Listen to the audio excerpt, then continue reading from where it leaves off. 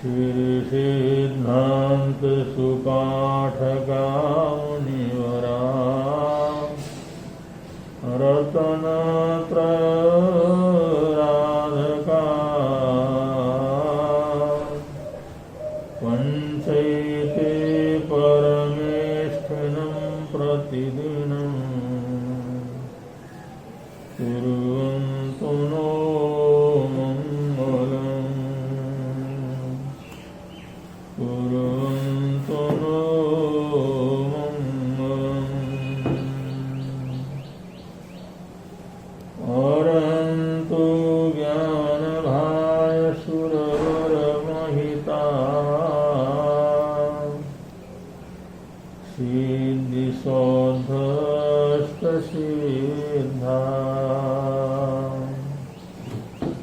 पंचाचार प्रवीण प्रगुण गणधरा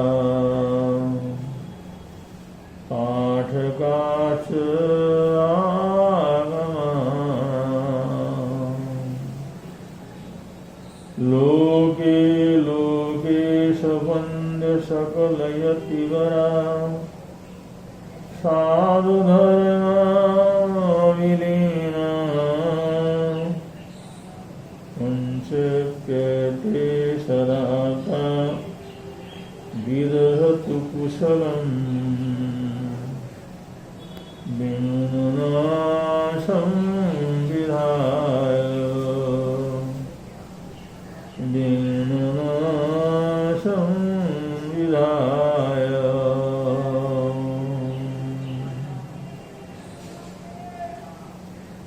वीरा सर्वसुरासुरेन्द्रमहिता वीरं बुधा संश्रिता वीरेण विहिता सुकर्मनिचयो वीराय नित्यं वीरातीर्थमिदं प्रवृत्तमतुलं वीरस्य घोरं तपो वीरे श्रीधीर्तिकीर्तिकान्तिनिचयो हे वीरभद्रं दिश हे वीरभद्रं दिश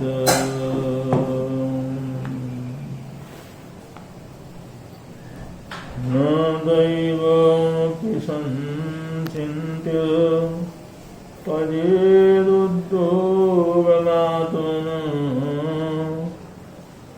अनुद्योगेन तैलानि तिलेभ्यो नास्तुमर्हति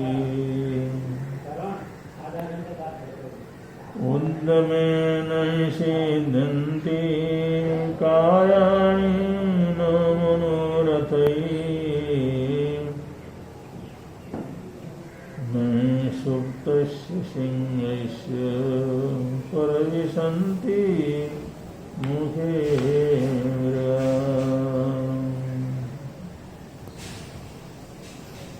अनंत दया सिंधु अनंत करुणा के सागर अनंत अनंत उपकारी अरहत अरिहंत तीर्थंकर सिद्ध भगवंतों को आचार्य उपाध्याय सर्व साधु सदगुरुदेव पंच परमेष्ठी परमात्मा को वंदन स्मरण करने के बाद आज के विषय की तरफ आगे बढ़ते हैं। आज का विषय देवेन देमितिका पुरुषा वदन्ति दैवेन देयमितिका पुरुषा वदन्ति। सब कुछ दैव देगा, भाग्य से मिलेगा। भाग्य में होगा तो ठीक है, वरना हम क्या कर सकते हैं। ये सोच, ये विचार ये कापुरुषा वदंती, ये कायर लोगों के विचार रहते हैं, कायर लोगों की उद्घोषणा रहती है कि वो सब कुछ दैव के ऊपर, परमात्मा के ऊपर छोड़ देते हैं। तो आज हम इस विषय के ऊपर थोड़ा सा विचार करेंगे कि दुनिया में एक वर्ग है जो पुरुषार्थवादी है और एक वर्ग है भाग्यवादी। भाग्य को ही सब कुछ मानता है और पुरुषार्थी पुरुषार्थ को ही सब कुछ मानता है। लेकिन दोनों को अगर अच्छी तरह से देखें तो कहीं न कहीं अपूर्णता भी जरूर मिलती। किसी अपूर्णता का कारण है, कुछ न कुछ कमियों का कारण है कि दो तरह की विचारधाराएं और दो तरह का विश्वास है। लेकिन अनंत ज्ञानियों ने, महापुरुषों ने ये बतलाया कि हमारे जीवन की समृद्धि, जीवन की सफलताएं, ये सब सिर्फ भाग्य के अधीन भी नहीं है और सिर्फ श्रम और पुरुषार्थ के अधीन भी नहीं है। दोनों का जोड़ होता है, दोनों की संधि होती है।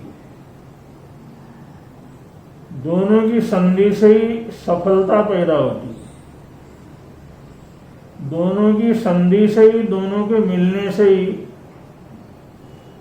चाही हुई संपदाएं आसानी से उपलब्ध होते हैं। यह सबसे पहले भाग्य और पुरुषार्थ को शाब्दिक रूप से समझने की जरूरत है।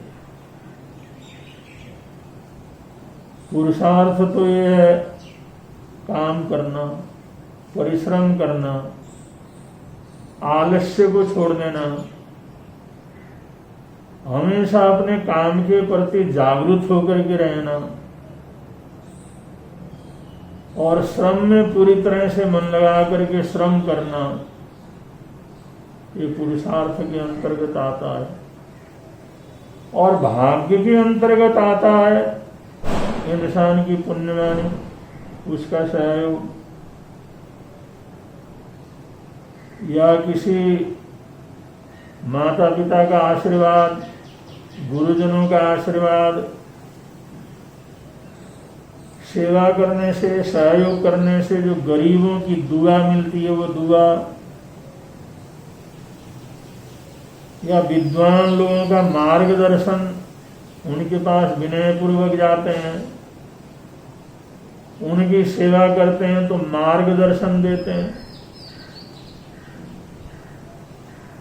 एक और तरीका बतला देते हैं हमारे को किस तरह से चलना और करना चाहिए, और वो ये भी बता देते हैं कि इसमें ऐसी ऐसी घटनाएं और ऐसे ऐसे रुकावट आ सकते हैं। ऐसे विद्वानों, ऐसा अति बुद्धिमान आत्माओं का सहयोग मिलना, या जाप करना, पाठ करना, ध्यान करना, या भक्ति के अंदर तल्लीन हो जाना, इस प्रकार के धार्मिक उपक्रम, बड़ों का आदर करना है, सत्कार करना है, उनसे पूछ करके काम करना है, उनसे सलाह लेनी है, देवता के प्रति, ईश्वर के प्रति, इष्टदेव के प्रति अटूट विश्वास और श्रद्धा रखना है, उनकी भक्ति करना है, ये सभी चीज जो है भाग्य के अंतर्गत आते हैं। तो अगर श्रम करते हैं तो वो श्रम को सफल बनाने में किसी की दुआ चमत्कारिक काम कर सकती है, माता पिता का आशीर्वाद चमत्कारिक काम कर सकता है, गुरुओं का अनुशासन हमारे को जो उसमें कामयाबी दिलवा सकता है, या विद्वान और अति विद्वान आत्माओं की सलाह मशवरा उनका मार्गदर्शन हमारे को सफलता के शिखर पर पहुंचा सकता है। ये सारी चीजें भाग्य के अंतर्गत आती हैं। ये सभी चीजों से भाग्य बनता है, पुण्य करने से, सेवा करने से, सहयोग करने से, स्वाध्याय करने से, ध्यान करने से, एकाग्र आराधना करने से, इष्ट देव की आराधना साधना करने से जो हमारी पुण्यवानी बढ़ती है, जो भाग्य बनता है। और ऐसे भाग्य का सहारा होना, ऐसे भाग्य का सहयोग होना भी बड़ा आवश्यक है। अगर ऐसा नहीं होगा, ऐसी स्थिति सामने नहीं आएगी और ऐसे चीजों का सहयोग हमारे को नहीं मिलेगा, तो हम अपने कार्य में जैसी सफलता हमारे को मिलनी चाहिए वो सफलता मिल नहीं सकती। ऐसे बहुत से प्रकरणों से, बहुत से ऐतिहासिक घटनाओं से, बहुत से ऐसे प्रसंगों से हमारे को इसमें विश्वास करना पड़ता है कि भाग्य भी बनाया जाता है और पुरुषार्थ भी किया जाता है। एक अपने से बड़ों का सहयोग है और एक हमारा स्वयं का पुरुषार्थ है। ये दोनों ही चीज मिलकर के जीवन में सफलताएं उपलब्ध होती हैं। ये दोनों ही चीजें मिलकर के हमारे को सफल बनाते हैं और दोनों ही चीजों को लेकर के चलना और उनको समझना ये भी बहुत जरूरी है। अगर ये दोनों चीजें मिल जाती हैं तो हमारी खुशी में, हमारी कामयाबी में कोई किसी प्रकार की शंका करने की जरूरत नहीं। एक सामान्य उदाहरण से बतलाते हैं कि एक आदमी जिसको जन्म से पैर नहीं, वो लंगड़ा है, पैर बिल्कुल ही नहीं है, चल नहीं सकता, चलने में लाचार है। और एक आदमी अंधा है, उसको आंखें नहीं है, वो सुआंखा नहीं है, उसके पैर तो ठीक है, हाथ पैर तो ठीक है, लेकिन दिखता कुछ नहीं। और इसमें दोनों जो है भिखारी हैं। दोनों को अपने जीवन के अंदर ऐसी तकलीफ का समय मिला है, जीवन मिला है, भीख मांग करके गुजारा करते हैं। एक अंधा है और एक पूरी तरह से लंगड़ा है, मतलब दोनों पैर है ही नहीं। जिस समय दोनों एक बार मिले, अपने दुख सुख की बात की, तो उन्होंने एक संधि समझौता किया। तो हम ऐसा करते हैं, दोनों का धंधा तो मांगने का ही है, हम दोनों मिलकर के जो है ऐसी ऐसे जगह जाएंगे, ऐसी जगह देखेंगे, कोई तीर्थ स्थल है, बड़ा कोई मंदिर वगैरह है जहाँ पर बहुत लोग दर्शन करने के लिए आते हैं। अगर ऐसी जगह पर गए तो वहां पर हमारे को भरपूर उपलब्धि हो सकती है, पूरी की पूरी भिक्षा मिल सकती है। लेकिन लंगड़ा कहता है मेरे से तो जाए नहीं जाएगा, मेरे तो पैर ही नहीं है। और दूसरा कहता मैं दिखाई नहीं देता इसलिए मैं नहीं जा सकता। तो उन्होंने ये समझौता कर लिया कि जो अंधा है तो बलिष्ठ, वो जो लंगड़े व्यक्ति को अपने कंधे के ऊपर उठाएगा, और जो कंधे के ऊपर उठाया है वो है तो लंगड़ा, लेकिन आंखों से तो सब कुछ दिखाई देता। वो कहता मैं तुम्हारी आंखों का काम मैं करूंगा। और अंधे ने कहा तुम्हारे पैरों का काम मैं करूंगा, जो हमारी पैर की कमी है वो मैं पूरा करूंगा। लंगड़ा कहता आंखों की कमी है वो मैं पूरा कर लूंगा। दोनों की मित्रता हो गई, दोनों ने गठजोड़ कर ली, दोनों ने संधि कर ली और ये नियम बनाया, जाने का प्लान बनाया, आज कहाँ जाना है, कल कहाँ जाना है, परसों कहाँ जाना है, और कहाँ पर हमारे को ज्यादा से ज्यादा भिक्षा की प्राप्ति हो सकती है। और ये अंधा व्यक्ति लंगड़े को अपने कंधे के ऊपर उठा लेता है, वो बराबर रास्ता बताता चला जाता है। किससे मांगना है, कहाँ हाथ फैलाना है, किससे गिड़गिड़ाना है, किसको कहना है, कौन आ रहा कौन जा रहा, वो सब जो भेद बता देता। और जो उसको कंधे में उठा करके चलने वाला जो अंधा था उसी तरह का अनुसरण करता। ऐसे वो दोनों की संधि के कारण उनको बहुत कुछ जो पैसे साधन बहुत कुछ मिल गए। लोग दोनों की तकलीफों को देखते हैं, दोनों के दुख दर्द को समझते हैं और भरपूर भिक्षा वगैरह दे देते हैं। थोड़ी दिनों के अंदर तो ये लोग संपन्न हो गए, साधन वाले हो गए। वो पैसा इनको मिल गया, वो भीख भीख के अंदर काफी कुछ इन्होंने इकट्ठा कर लिया। और जैसे साधन बहुत अच्छे हो गए, खाना पीना बहुत अच्छा हो गया, कुछ भी खर्च करने में समर्थ हो गए, कुछ भी मनचाहा खाने में समर्थ हो गए, तो उनकी लालसा और बढ़ती चली गई। और उनके अंदर ये अभिमान भी आने लगा कि ये सब कुछ हमारे को आज सुख मिला है। अंधा कहता है मेरी वजह से, कि मैं तेरे को उठा करके नहीं ले जाता तो कहाँ से मिलता।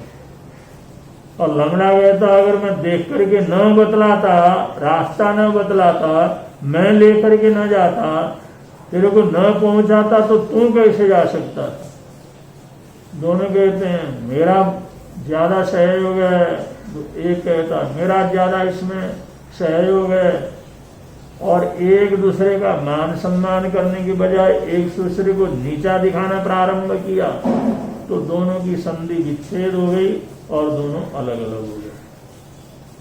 और वही पहले वाली समस्या हो गई। थोड़ा बहुत जो इकट्ठा किया था वो तो खाया पिया, लेकिन आगे वही दिन याद आने लगे।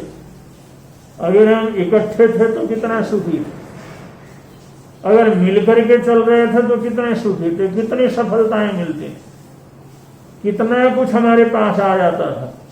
लेकिन आज हम अलग हो गए तो हमारे पास कुछ भी नहीं, कोई साधन ही उपलब्ध नहीं होते, कोई देता ही नहीं है। ऐसी जगह हम जा ही नहीं सकते जहां पर मिलता है।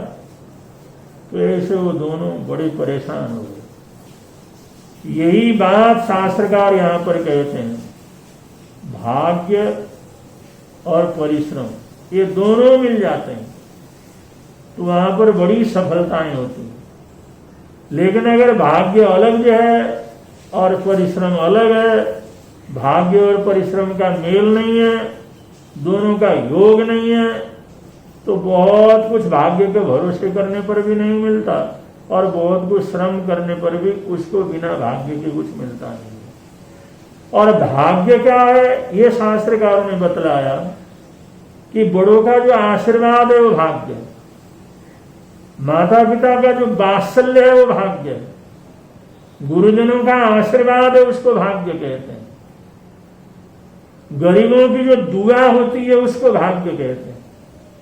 अगर हम किसी गरीब का, किसी जरूरतमंद का अगर उसमें आड़े समय के अंदर सहयोग करते हैं, उसको कुछ न कुछ देते हैं, उसकी समस्याओं को हल करते हैं, तो अगला दिल से दुआ देता है कि आप सफल हो जाए, आप पुण्यशाली भाग्यशाली, प्रभु परमात्मा आपके ऊपर सब कुछ बरसा दे।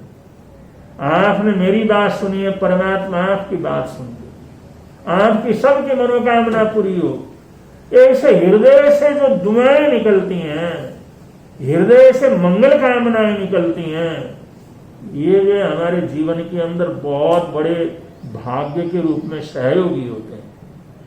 और माँ बाप का आशीर्वाद तो साए की तरह भाग्य के रूप में चलता है। गुरुओं की कृपा, संतों की कृपा, ये भी जीवन के अंदर साए की तरह चल करके उसको हर जगह पर सफलता प्रदान करवाता है।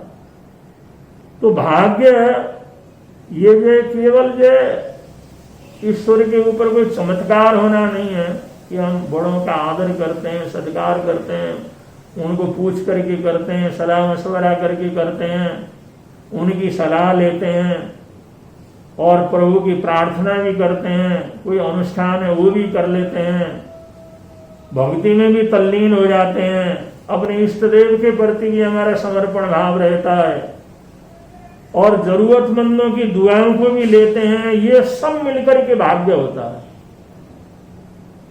और परिश्रम करते हुए बहुत बार परेशानी हो जा सकती है, बहुत बार कमजोरी आ सकती है, बहुत बार कोई हमारे को पीछे धकेलना शुरू कर देता है, कोई हमारे सामने हमारी चीज की निंदा चुगली करना प्रारंभ कर देता है, हमारे को पीछे हटाना चाहता है, रुकावटें आ जाती हैं, अंतराय आ जाते हैं।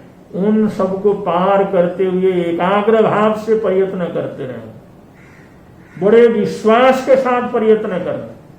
नकारात्मक भाव आए बगैर जो है उसके अंदर कार्य करते रहना, ऐसे समर्पित होकर के विश्वास के साथ, ये यकीन के साथ अगर श्रम करता है और उसके पीछे ये जो भाग्य है इसका सपोर्ट रहता है, तो इंसान को अपने जीवन में हर जगह पर सफलता मिलती है। इसलिए शास्त्रकार ने बतलाया, दैवेन देयमिति का पुरुषा वदंती, भगवान हमारे को देखा, दैव देगा, भाग्य से होगा। ये तो का पुरुषा वदंती, ये कार्य पुरुष ऐसा बोलते रहते हैं। दैवम नियत कुरु पौरुषमात्म सत्या, सिर्फ दैव के भरोसे रह करके नहीं, अपने आत्म पौरुषार्थ से जितना कर सकते हैं उतना परिश्रम करना चाहिए, क्योंकि उद्यमे नहीं सिद्धंती कार्याणि न मनोरथ ही। सिर्फ सोचने से तो कोई मनोरथ पूरे नहीं होते, सोच लेने मात्र से, भाग्य मात्र से, केवल भगवान का नाम लेने मात्र से कोई चमत्कार नहीं होता। मनोरथ करने से, चाहने से, चाह मात्र से सफलता नहीं मिलती। क्योंकि जो है, अगर शेर भी है, बलवान है, ताकतवर है, लेकिन सोया पड़ा रहता, मेहनत नहीं करता, परिश्रम नहीं करता, जागता नहीं है, आलस के अंदर ही पड़ी रहता, तो कोई मिर्गा आकर के उसके मुंह के अंदर नहीं जाते, कोई पशु आकर के उसके मुंह के अंदर प्रवेश करके उसके भूख को नहीं मिटाते। उसको श्रम करना पड़ता, बहुत परिश्रम करना पड़ता, और श्रम करता है तो उसको मिल सकता है, लेकिन बिना श्रम के तो शेर जैसी ताकत हो वो भी भूखा ही मर जाता है।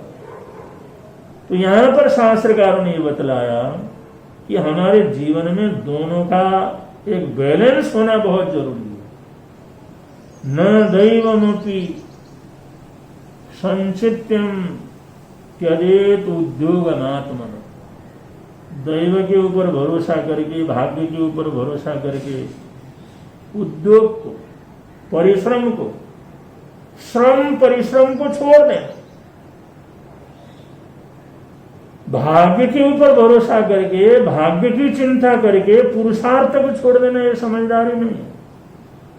ये अनुद्योगेन तैलानी तिलेभ्यो ना तुम रहती, कि तिलों के अंदर तेल तो होता, तिलों के अंदर तेल तो भरा हुआ रहता है, लेकिन बिना परिश्रम के तिलों से तेल निकलता नहीं है।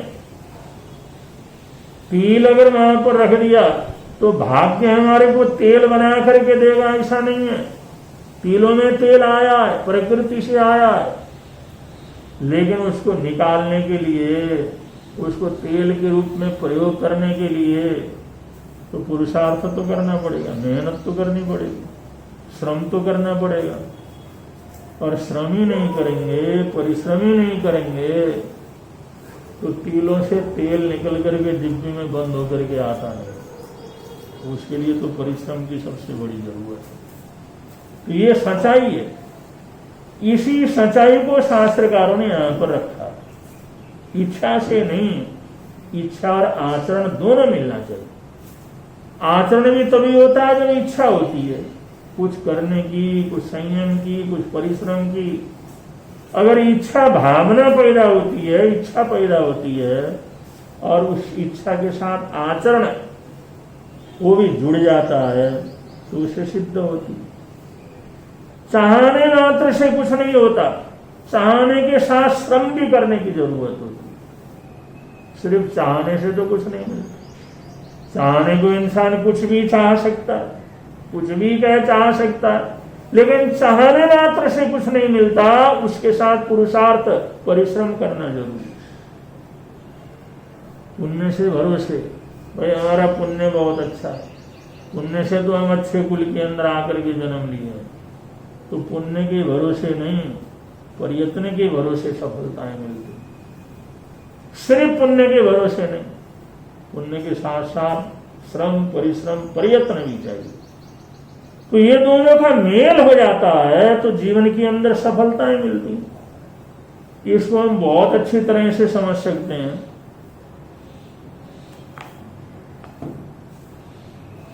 चंद्रगुप्त सम्राट, उसको चाणक्य ने तैयार किया।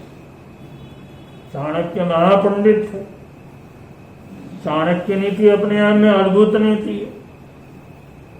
चाणक्य ने सबसे पहले दुनिया को नीति शास्त्र दिया, राजनीति शास्त्र दिया, और चाणक्य ने देश की अस्मिता को बचाने के लिए, बृहद भारत की सुरक्षा के लिए, संपूर्ण बृहद भारत एक छत्र के नीचे आए, उसके लिए उन्होंने चंद्रगुप्त को तैयार करके वो मौर्य सम्राट बना, और मौर्य कुल सम्राट बनकर के उन्होंने बृहद भारत की रचना की। सारे छोटे छोटे रजवाड़े जिनको समाप्त करके बाहरी आतताएं देश के ऊपर कब्जा करना चाहते थे, छोटे छोटे रजवाड़ों को बरगला करके उनमें फूट डाल करके उनको लोभ दे करके इतने बड़े भारतवर्ष को कब्जाना चाहते थे। वो इसके ऊपर अपना झंडा लहराना चाहते थे। तो चाणक्य ने चंद्रगुप्त को तैयार किया, बृहद भारत की रचना करें, ये छोटे छोटे रजवाड़ों को समाप्त करके एक ऐसी सत्ता स्थापित करें जिससे बाहरी ताकतें, आतताएं, लोग, लुटेरे लोग कभी आंख उठा करके भी ना देख सके। उसके लिए मौर्य साम्राज्य की स्थापना हुई, और उस मौर्य साम्राज्य की स्थापना के लिए चंद्रगुप्त मौर्य को तैयार करने के लिए, सम्राट बनाने के लिए चाणक्य को बहुत भारी परिश्रम करना पड़ा। और साथ साथ में चंद्रगुप्त ने भी इतना परिश्रम किया, इतना परिश्रम किया, आज भी हमारे लिए सबसे बड़ा आदर्श है। एक छोटा बालक अगर महापुरुषों के हाथों में अगर जो उसका सुधार और संस्कारित होता चला जाता है तो चंद्रगुप्त मौर्य जैसा सम्राट तैयार हो सकता है। तो चंद्रगुप्त मौर्य ने अपने गुरु चाणक्य के इशारे के अनुसार काम करना शुरू किया। उन्होंने उसको स्वावलंबी बनाया, दूरदृष्टा बनाया, हर तरह की योग्यता उसके अंदर जो उत्पन्न की, उसको सभी तरह की चतुराई उसको समझाया। लेकिन फिर भी लड़ना, फिर भी राजा महाराजाओं से लड़ना, वो पुराने रजवाड़ों को जो है मात देना और सबको एकत्रित करना कोई आसान काम नहीं था, क्योंकि वो लोग तो अपनी सत्ता के लिए कुछ भी करने के लिए तैयार थे, कुछ भी अन्याय अत्याचार करने के लिए तैयार थे। एक सदाचारी सज्जन उन अन्याय अत्याचारी से लड़ने के लिए जाता है तो वहां पर बड़ी बड़ी मुसीबतें सामने आती हैं। ऐसे चंद्रगुप्त को सम्राट बनने से पहले सैकड़ों बार मौत के मुंह से होकर के उनको गुजरना पड़ा। लेकिन आप सीरियल वगैरह के अंदर देख सकते हैं जहां चंद्रगुप्त के ऊपर भारी मरणांतिक संकट आता है तो उन संकटों के अंदर भी बिना किसी भय के जूझता हुआ आगे बढ़ता है। और उसी समय आप देख सकते हैं कि कहीं न कहीं जंगल में, गुफा में, एकांत स्थान में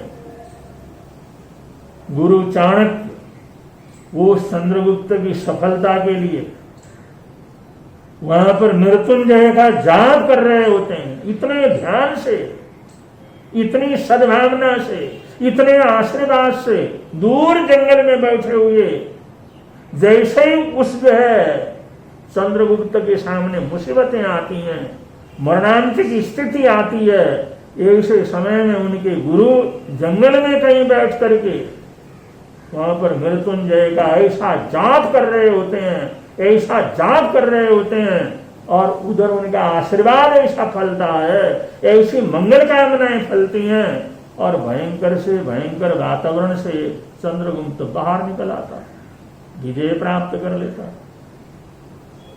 उसको भी आश्चर्य होता, देखने वालों को भी आश्चर्य हो जाता, लेकिन वहां से वो भाग्य के रूप में गुरु की कृपा बरस रही है।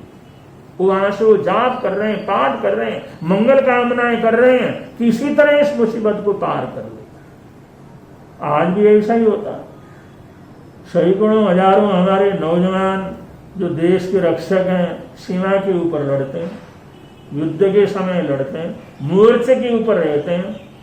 जब घर परिवार वालों को पता लगता है कि हमारा बेटा या हमारा पति वो जो है आज मोर्चे के ऊपर पहली पंक्ति के ऊपर जा रहा है, मौत के साथ हाथ धो करने के लिए जा रहा है, उसकी पत्नी सैकड़ों मील दूर बैठे हुए अपने घर में अपने प्रभु परमात्मा के सामने हाथ जोड़ करके तपस्या के साथ अपने पति के लिए या मां अपने बेटे के लिए प्रार्थना कर रही होगी, और इतनी तल्लीनता से वो प्रार्थना कर रही होती है, इतनी भावना भक्ति से प्रार्थना कर रही होती है, उसका प्रभाव मोर्चे के अंदर लड़ने वाले उस युवक को, उस योद्धा को मिलता है, और वो भयंकर से भयंकर स्थिति को पार करके विजय उपलब्ध प्राप्त करके मौत के मुंह से वापस लौट करके अपने घर आता है। तो उसका परिश्रम कि उसका न डरना, उसका लगातार लड़ना, उसका हिम्मत से लड़ना, और उसके पीछे उसके स्वजन, उसके अपने जन, उसके आत्मीय जनों की प्रार्थना, उनकी मंगल कामनाएं, उनकी पूजा, उनकी प्रार्थना और उनकी दुआएं जो वहां से बरसती हैं, उसका ऐसा प्रभाव पड़ता है, अगला हारते हारते भी जीत जाता है, और मरते मरते भी अपने आप को, मृत्यु को हरा करके वापिस आ जाता है। तो ये दोनों चीजें एक भाग्य की बात है और एक श्रम की बात है। हमारा श्रम और उसके साथ साथ में हमारे स्वजन संबंधियों का, हमारे माता पिता का, हमारे गुरुजनों का, या गरीब जरूरतमंदों का, या प्रभु परमात्मा का जो आशीर्वाद, मंगल कामनाएं, दुआएं जो हमारे को मिलती रहती हैं, उसी को भाग्य कह करके पुकारा जाता है। और ये दोनों चीजें मिलती हैं तो इंसान को हर तरह की कामयाबी जीवन के अंदर उपलब्ध होती है। इसलिए दोनों को साथ में रख करके आगे चलना चाहिए। ऐसा करेंगे तो यहाँ भी आनंद रहेगा, प्रभव के अंदर भी आनंद रहेगा। इन्हीं मंगल कामनाओं के साथ, सद्भावनाओं के साथ आज के प्रवचन को विराम दे रहे हैं। बोलिए भगवान महावीर स्वामी की।